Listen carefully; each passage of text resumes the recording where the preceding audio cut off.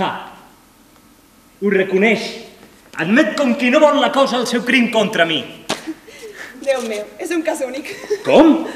Gosa desafiar-me amb una prova irrefutable com aquesta? Aquestes paraules tan tendres per a Auron no m'han de ferir, ni li han de fer a vostè caure a la cara de vergonya. Per Auron? I qui li ha dit que aquesta nota era per a ell? Els mateixos que me l'han posat a les mans avui mateix.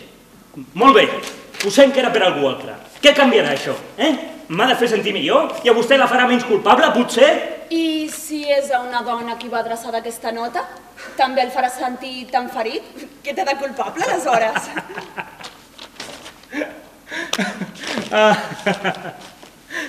Molt bona sortida. Això sí que no m'ho esperava. Ara m'ha convençut. Però quina excusa més grollera, per l'amor de Déu! Es pensa que la gent és imbècil! A veure com pot aguantar una mentida com aquesta. Com és possible que a una dona li digui... Prou! Ara s'ha accedit. Com gosa dir-me aquestes coses a la cara. No m'agrada que em tracti així. No, calma, tranquil·litzis.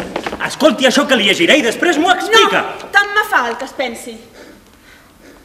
De debò, tal com està, digui el que digui, serà inútil? M'encantarà que m'expliqui com pot ser que una dona li digui paraules com aquestes, així, sense més ni més. Sí, era per Auron, i que ho sàpiga tothom. Ell m'adora i jo accepto el seu amor amb molt de gust. M'estima amb passió i tot el que vostè vulgui. I ara, au, cridi, plori, faci el que li vingui de gust, però no m'escalfi més el cap, si us plau. Ah, pèrfida!